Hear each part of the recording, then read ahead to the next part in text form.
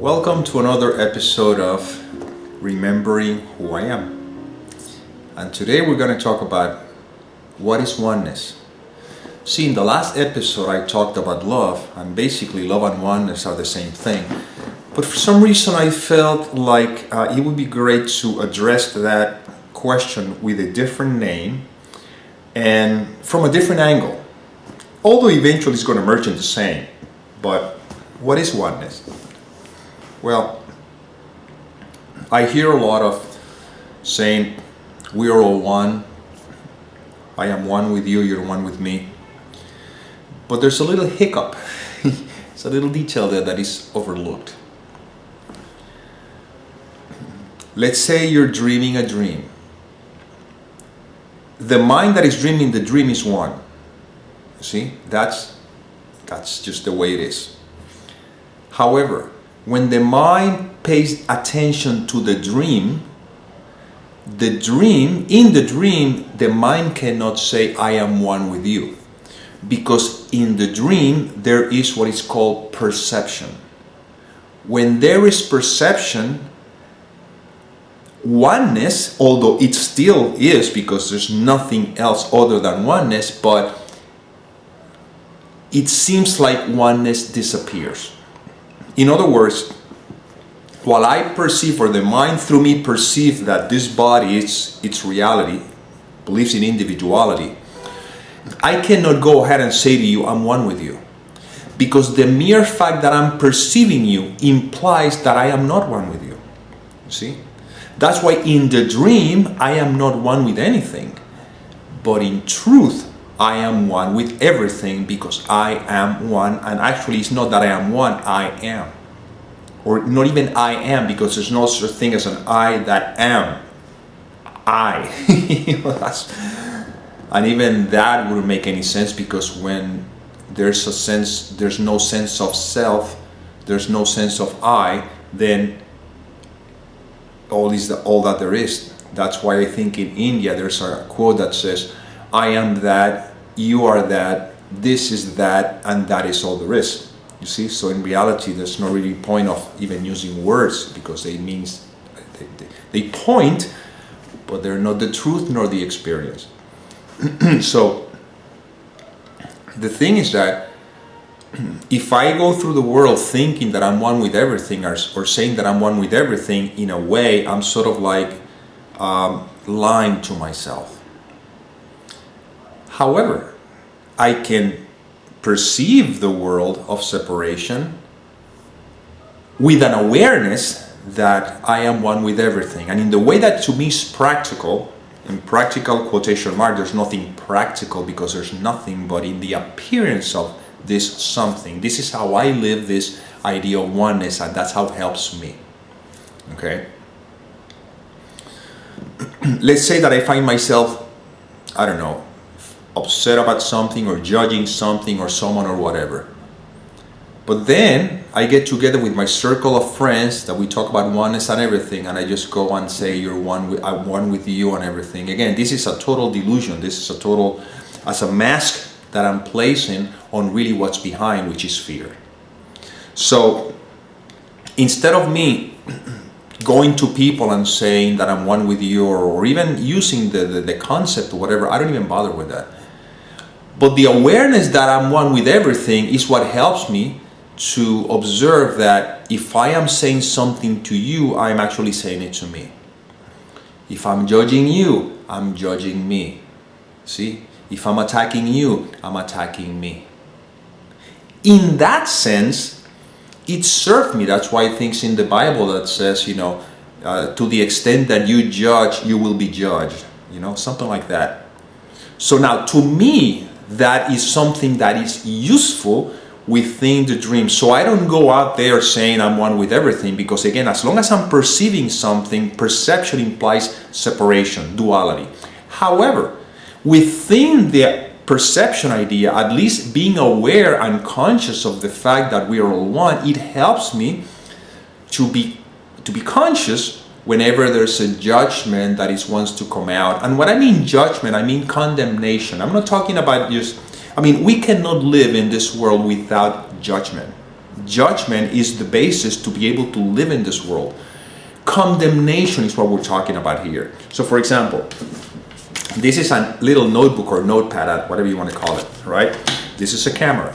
This is a body, okay? This is a chair, whatever. So anyway, there's a table right next to here.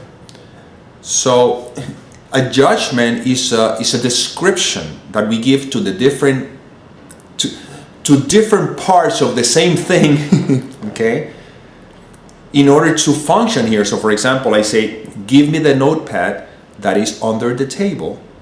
So of course, that's a judgment. I'm saying this is a notepad. That's a judgment. That's a description I'm giving to this, okay?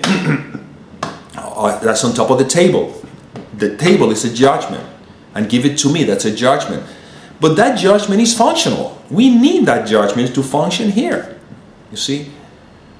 The problem is that the attitude behind it, that stupid, lousy pocket, notebook that somebody put on the stupid table, and Jesus Christ, who's that idiot who put the table over there?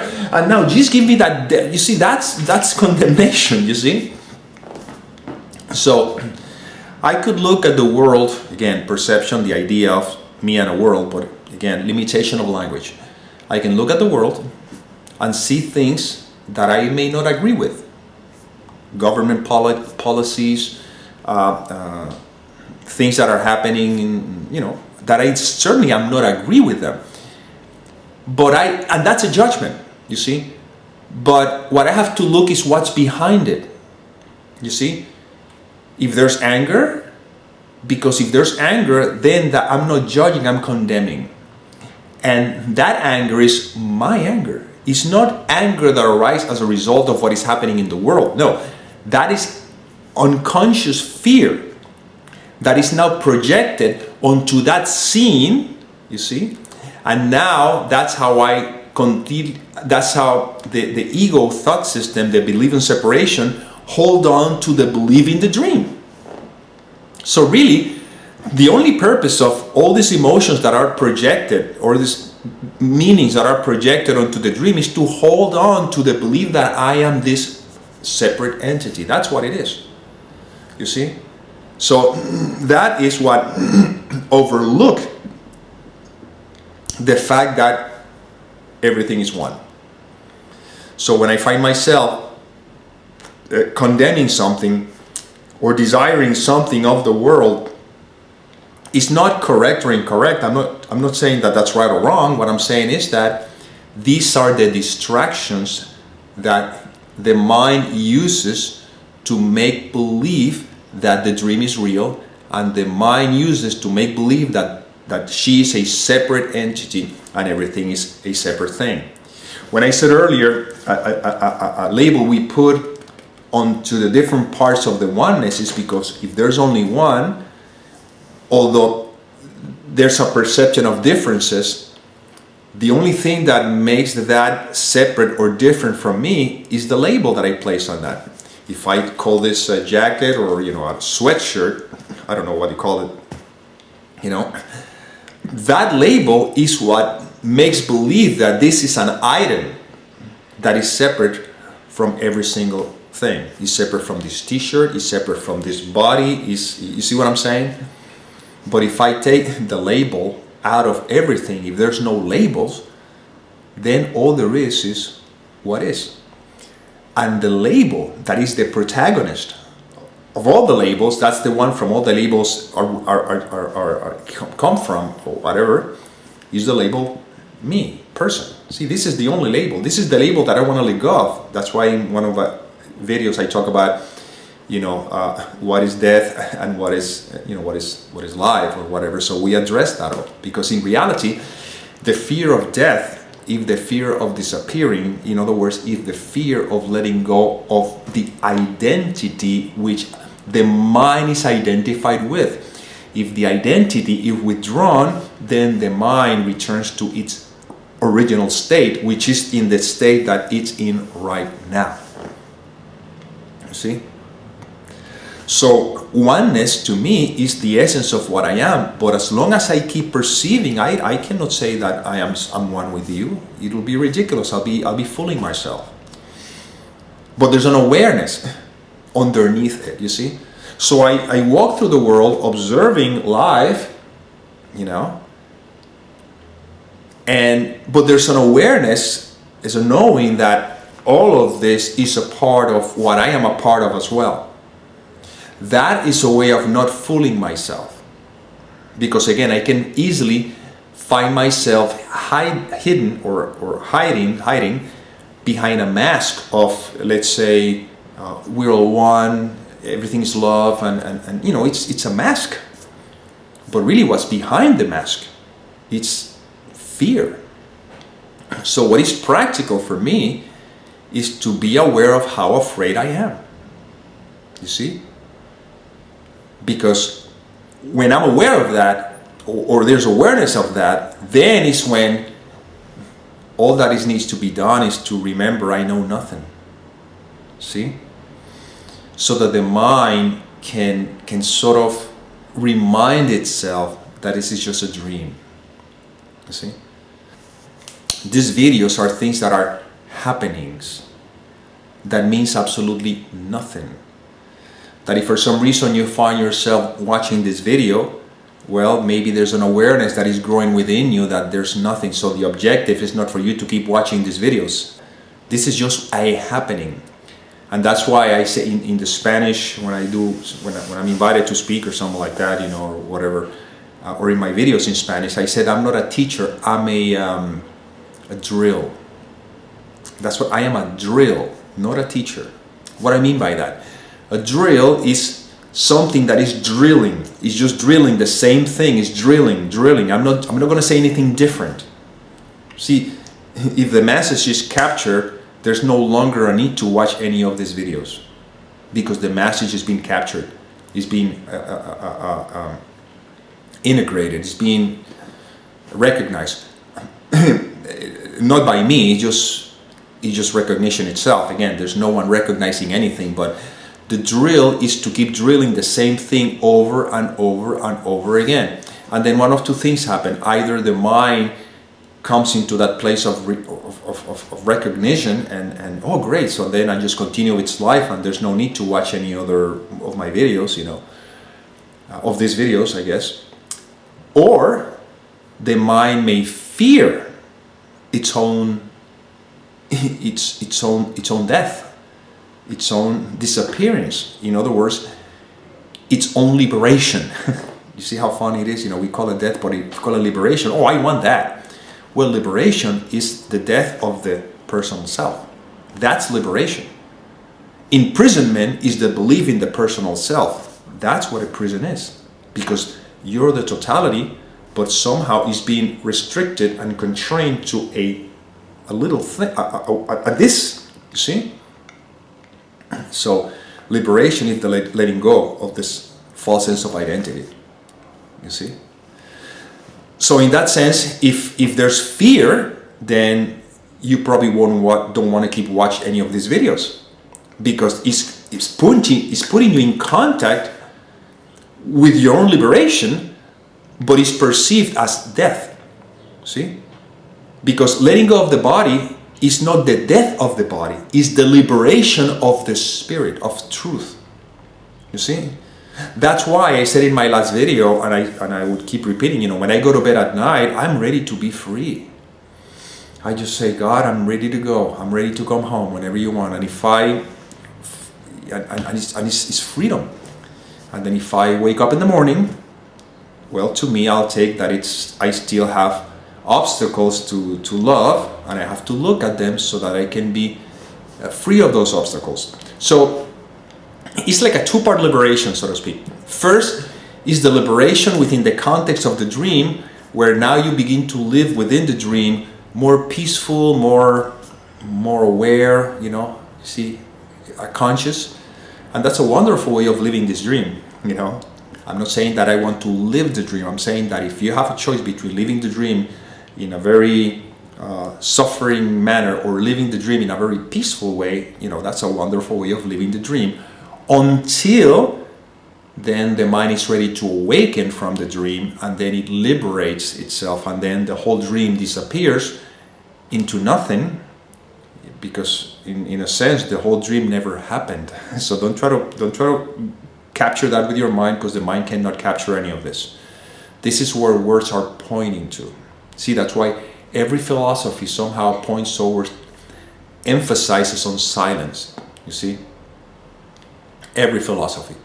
That's what I've heard, that, you know, the greatest teacher of them all is silence. So these words point, but not so that the mind becomes addicted to these videos. This word points out so the mind finally come to rest in that space.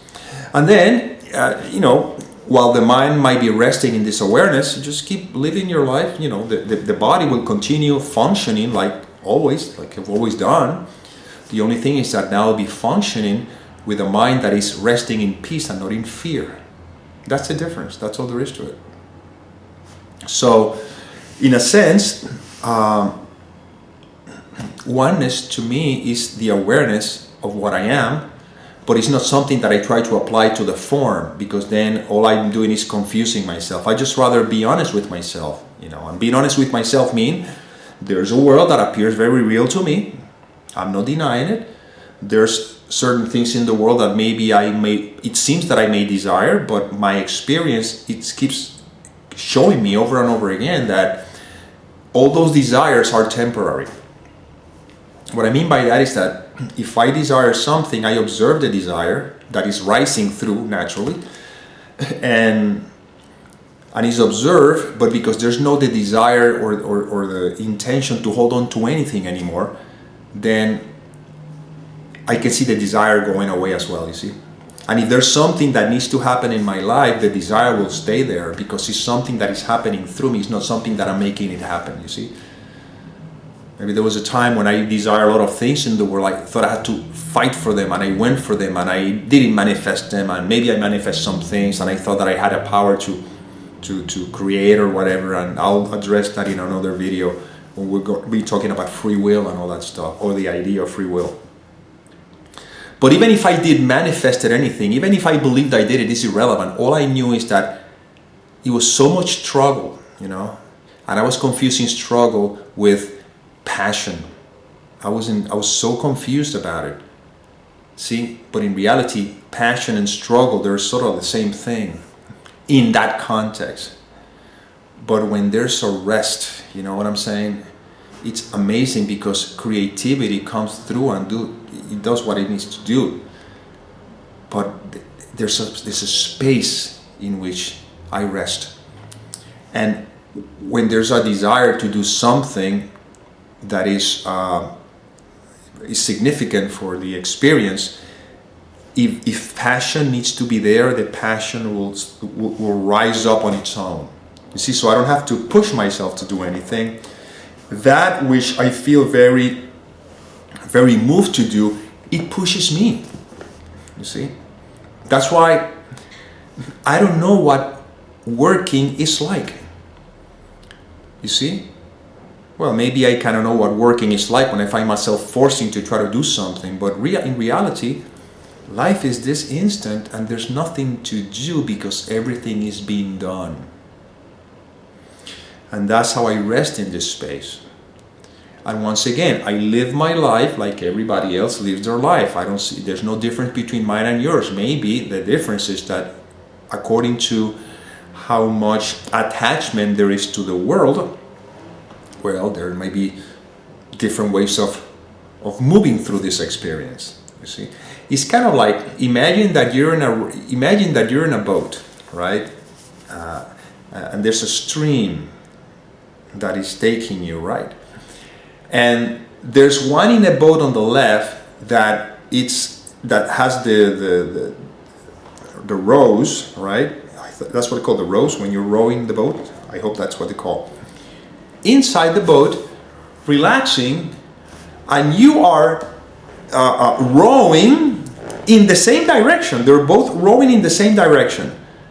But this person became conscious of the fact that whether you row or don't row, the stream is going to take you in the same direction. Only that you think you're doing it. You see, you think you're rowing and you're doing it, and you're struggling and you're sweating, and we're both parallel, the same, exactly, we're going exactly at the same speed, going exactly to the same place. Or let's say that you go a little faster. We are heading towards the same place. The difference is that I relaxed my way through it and you struggled all your way through it. You see? So I relaxed through this journey as I do a lot of the things that people do. But there's no deadline. You see? There's no deadline because I know that whatever is going to happen will happen, and whatever is not going to happen, it won't happen no matter what I do.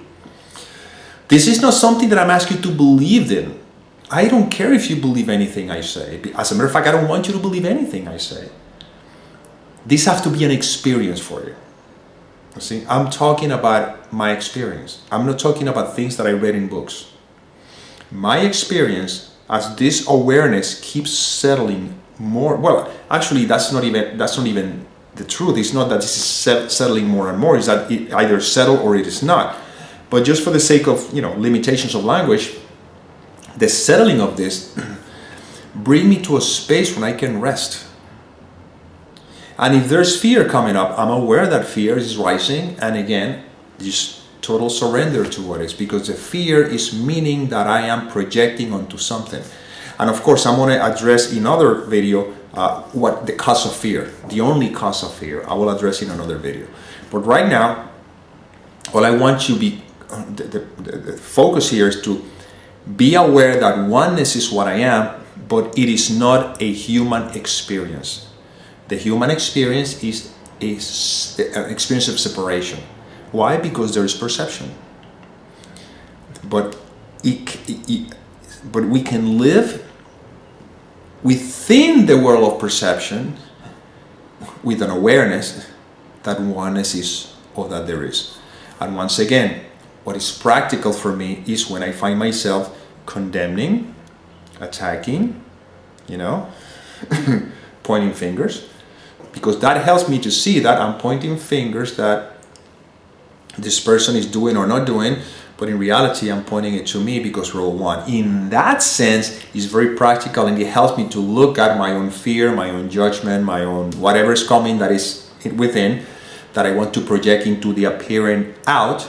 And because we're all part of the same thing, we're all one, we're all, then in that sense I realize, okay, what I say to you, I'm saying it to me. What I do to you, I'm doing it to me.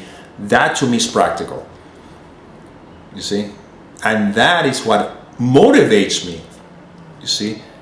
If anything, like people talk about forgiveness, there's no one to forgive because forgiveness makes no sense. I mean, who is forgiving who? But for the sake of language of this level, language is of this level, there's no other, in truth, there's no language, there's just what is. But in reality, forgiveness is never for the other. Forgiveness is for oneself. I'm never forgiving the other. I'm always forgiving myself for believing that I am something other than the other. See?